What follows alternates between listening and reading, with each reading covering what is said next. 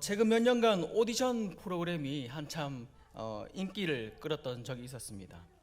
최근에도 인기가 좀 식었나 싶었더니 또다시 그 국민가수라고 하는 프로그램이 여전히 인기를 끌고 있더라고요. 지금 웃으시는 분들은 지금 애청자인 것 같습니다. 예. 이런 오디션 프로가 인기가 있는 것은 아마도 자신이 좋아하는 그런 응원하는 가수를 직접 투표에 참여할 수 있기 때문이 아닌가 그렇게 생각이 됩니다.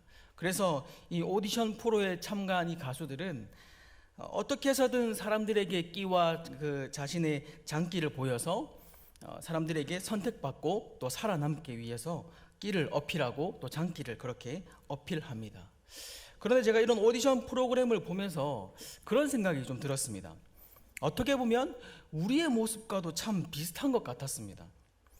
우리들도 힘이 있거나 또 권력을 가진 사람에게 어떻게든 그 잘 보이려고 애쓰는 그런 모습들, 또 그런 사람들과 어떻게 해서든 관계를 가지려고 하는 그런 모습이 우리의 오늘날 우리의 모습이 아닌가 하는 그런 생각이 들었습니다. 우리는 사람이 아니라 하나님께 잘 보여야 하고 하나님 앞에 선택받은 인생이 되어야 할 줄 믿습니다. 오늘 우리가 살펴볼 이 아브라함이 바로 그런 사람이었습니다. 이 아브라함은 사람이 아니라 하나님께 선택받은 사람이었습니다. 아브라함이 하나님께 선택받았던 이 시기는 역사상 가장 어두운 시기였습니다. 오늘 본문 바로 앞장에 보면 이 11장에는 바벨탑 사건이 등장합니다. 이 바벨탑 사건은 인간의 죄악의 극치를 보여주는 사건이 이 바벨탑 사건입니다.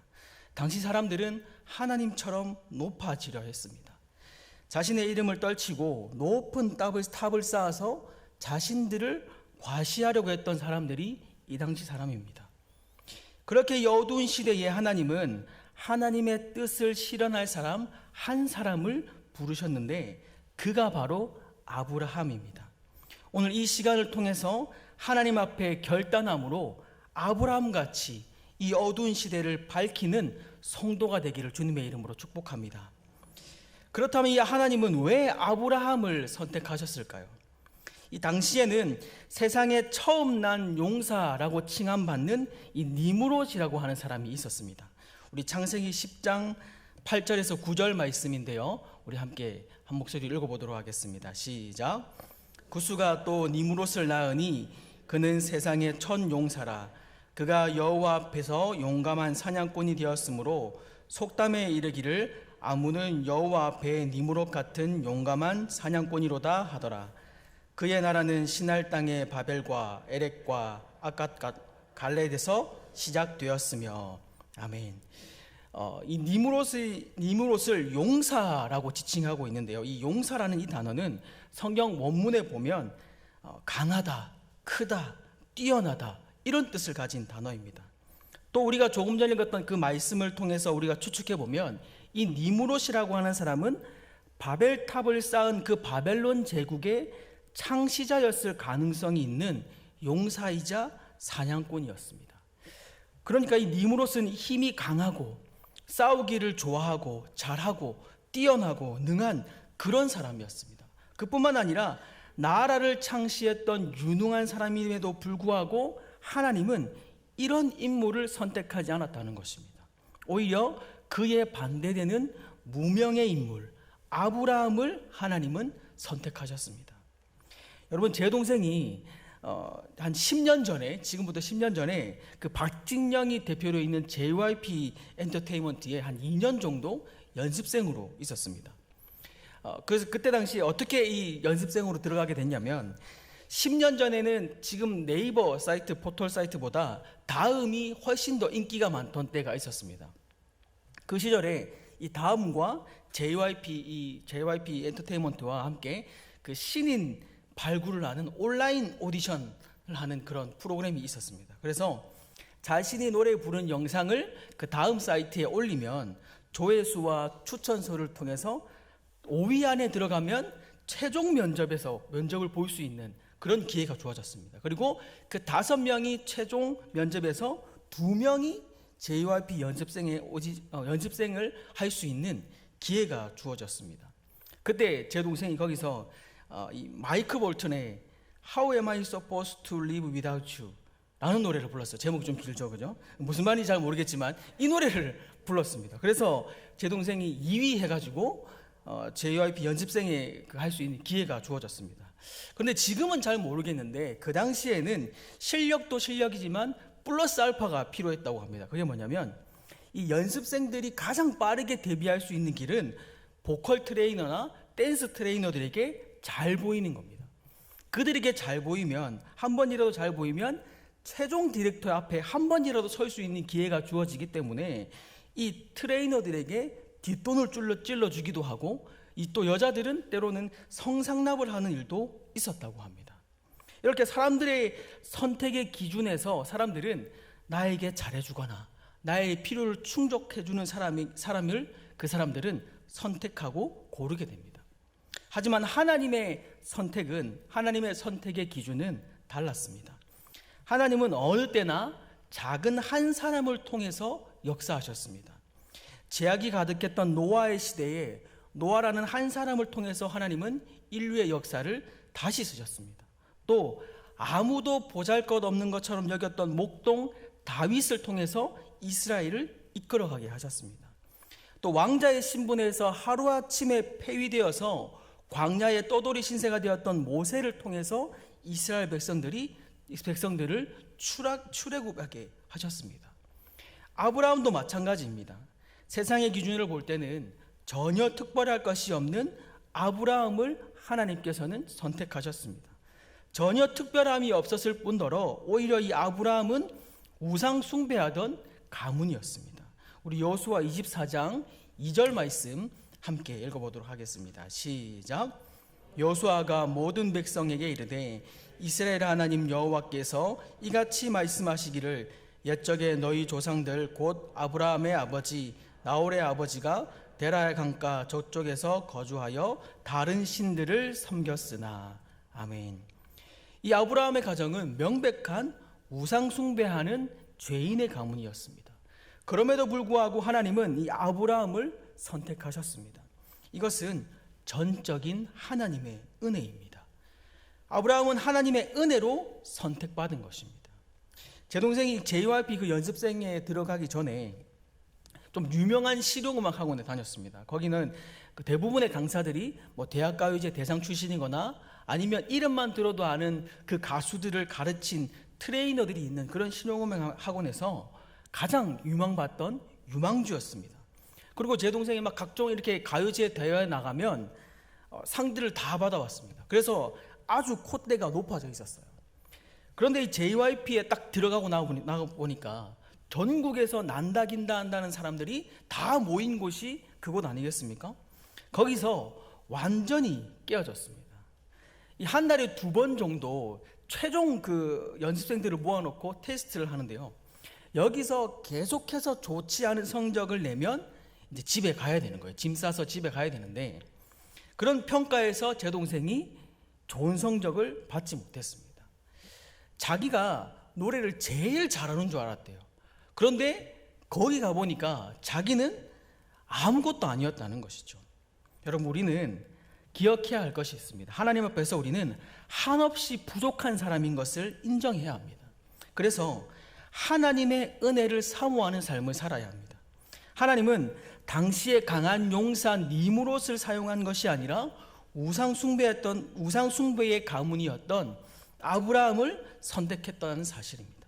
그래서 하나님의 은혜를 믿고 의지하는 겸손한 사람이 되어야 합니다. 하나님은 자신이 똑똑하다고 잘났다고 생각하는 사람들을 택하지 않으십니다.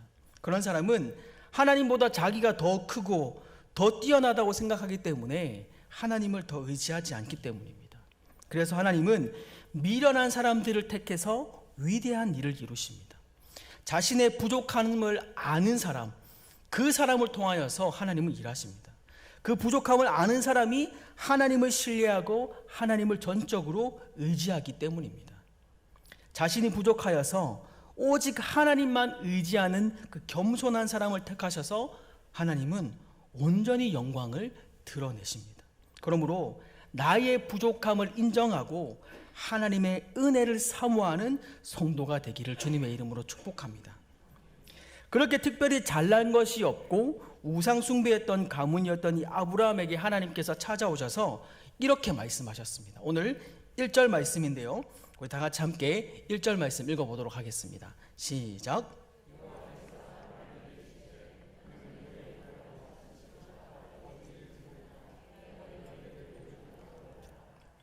아멘. 자, 이날은 아브라함에게 일생의 가장 중요한 날이었습니다. 하나님께서 그의 생에 오셔서 구체적으로 처음으로 말씀하신 날이 이날입니다. 하나님이 그의 삶의 터전에 방문한 아브라함 입장에서 보면 아주 귀한 날이었던 것이죠. 아브라함에게 처음 찾아와서 하신 말씀은 고향과 친척과 아비의 집을 떠나라 라는 그 말씀이었습니다. 아브라함은 그 하나님의 말씀에 응답했습니다. 그리고 순종했습니다. 이것이 믿는 자의 참 모습입니다. 믿음이란 하나님 앞에 응답하는 것입니다. 하나님 앞에 반응하는 것입니다.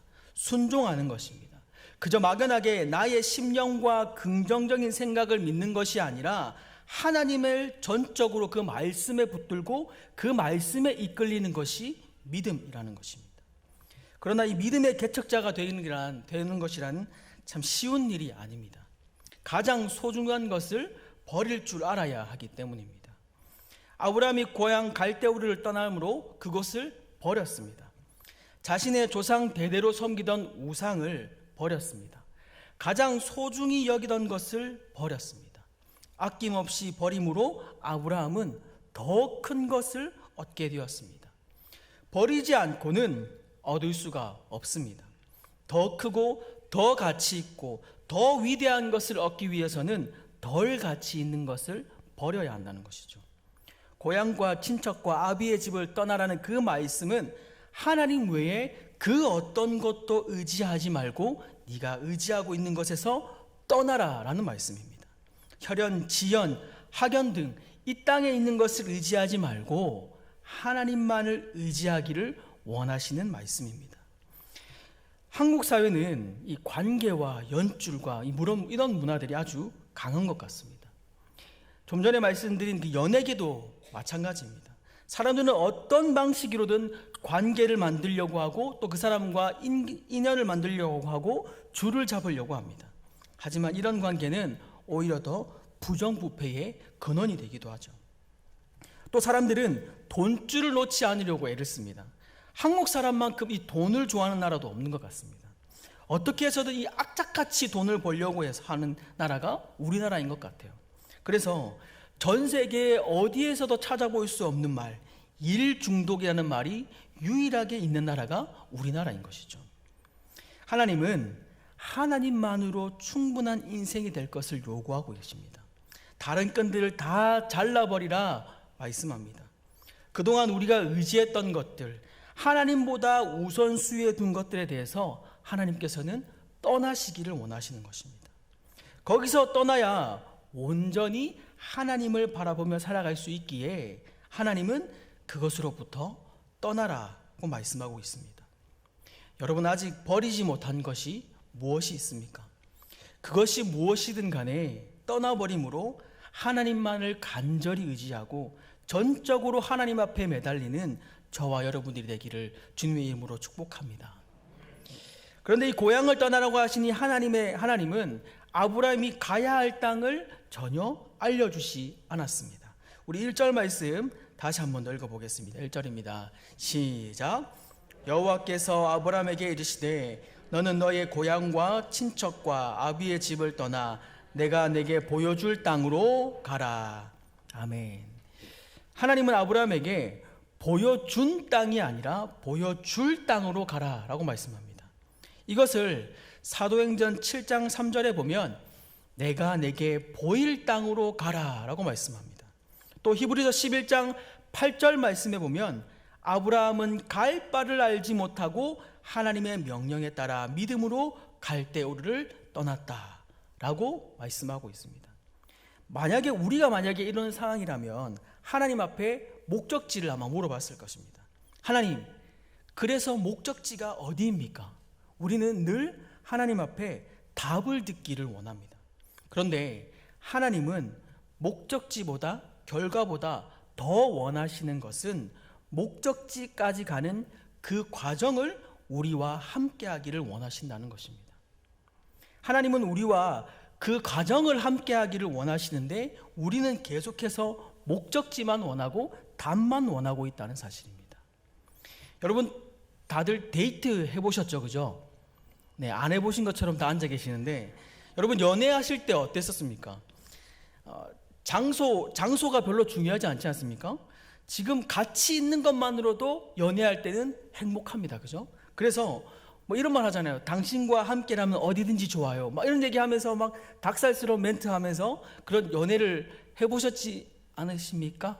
네, 너무 오래돼서 잘 기억이 안 나지 잘 모르겠는데 그런 적이 있었지 않습니까? 그죠? 그럴 때는 너무 좋으면 뭐 장소가 별로 중요하지 않습니다. 그냥 뭐 공원의 벤치에 앉아서 둘이 이야기만 해도 그것이 아주 좋은 곳으로 변하게 되는 것이죠. 마찬가지입니다. 여러분 믿음은 목적지를 알고 가는 것이 아닙니다. 믿음은 결과를 알고 가는 것이 아닙니다. 믿음은 하나님과 함께하는 그 과정을 귀하게 여기는 것입니다. 우리의 인생도 아브라함과 같이 갈 바를 알지 못하고 떠나는 인생처럼 한치 앞을 알 수 없는 인생 아니겠습니까? 왜 내게 이런 일이 일어나고 왜 내게 이런 문제가 발생했는지 전혀 알 수 없는 것이 인생입니다. 그런데 돌아보면 그 과정을 통해서 하나님께서 나에게 주시는 메시지가 있습니다. 그 과정 속에서 하나님께서 나와 함께 하심을 느끼게 되는 것이죠. 그래서 믿음의 삶은 이해가 아니라 순종이 먼저인 것입니다. 그저 하나님만을 바라보고 하나님과 동행하는 것, 그 자체를 기쁘게 여기는 것, 그것이 믿음의 삶이라는 것입니다. 그렇게 하나님의 말씀에 순종하여서 갈 바를 알지 못하고 떠났던 아브라함에게 하나님은 이렇게 말씀하십니다. 우리 2절 말씀인데요, 함께 읽어보도록 하겠습니다. 시작. 내가 너로 큰 민족을 이루고 내가 내게 복을 주어 내 이름을 창대게 하리니 너는 복이 될지라. 아멘. 여러분 한번 따라해 볼까요? 예수 믿고 복 받자. 예수 믿고 복 받자. 여러분 이 말이 맞는 말일까요? 틀린 말일까요? 네, 맞는 말이기도 하지만 틀린 말이 될 수도 있습니다. 여러분 예수 믿고 복 받자라고 할 때 물질적인 복이라고 생각하면 예수 믿으면 복 받는다, 예수 믿으면 잘 된다, 이것은 틀린 말일 수도 있습니다. 예수 믿으면 복을 받는 것이 아니라 예수님을 믿는 것이 이미 복을 받은 것이기 때문입니다. 여러분 여기선 아멘 크게 해주셔야 됩니다. 제가 다시 한번 더 할게요. 예수 믿으면 복 받는 것이 아니라 예수님을 믿는 것이 이미 복 받은 것입니다. 아멘이십니까? 여러분 한번 생각해 보시기 바랍니다. 내가 재산이 많으면 복이 많은 것인가요? 어떻습니까? 그렇다면 반대로 상대적으로 내가 가난하면 저주받은 것인가요? 여러분 재산이 많아도 예수님이 축복입니다. 상대적으로 가난해도 예수님이 축복입니다. 상황에 따라 달라지는 것은 복이 아닙니다. 영원토록 변하지 않는 예수 그리스도만이 참된 우리의 복인 줄 믿습니다.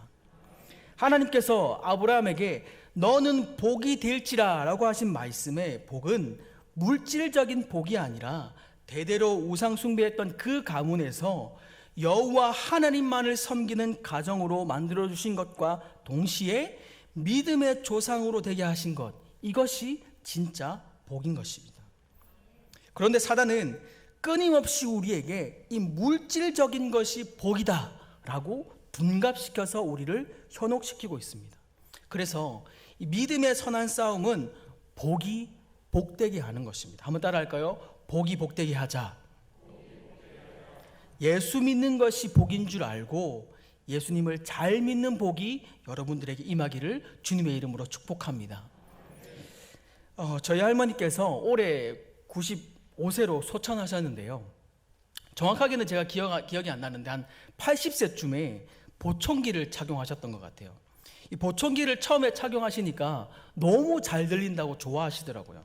그런데 이 보청기를 처음 착용하니까 많은 소리가 한 번에 이렇게 들려서 한 소리에 집중할 수 없다라고 이야기를 하시더라고요. 그런데 조금씩 시간이 지나면서 적응하시고 나니까 여러 소리가 들리지만 평소에 많이 듣던 익숙한 소리에 집중할 수 있겠다라고 말씀하시더라고요.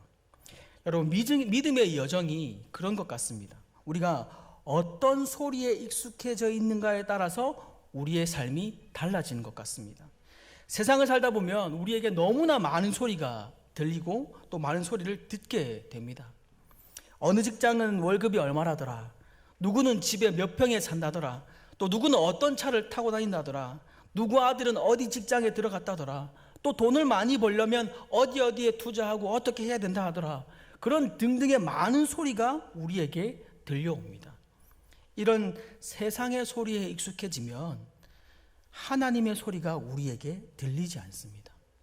세상의 소리는 여러분 한 귀로 듣고 한 귀로 흘려버리시기 바랍니다. 성도가 들어야 할 소리를 듣고 있어야 할 자리에만 있어도 신앙은 절대 흔들리지 않습니다. 그러므로 아브라함처럼 하나님의 소리에 민감하고 또 하나님의 그 소리에 반응하고 늘 하나님과 동행하는 그 자리에 있으므로 진정으로 하나님께서 주시는 참된 복을 누릴 수 있는 믿음의 성도가 될 수 있기를 주님의 이름으로 축복합니다. 아멘. 기도하겠습니다.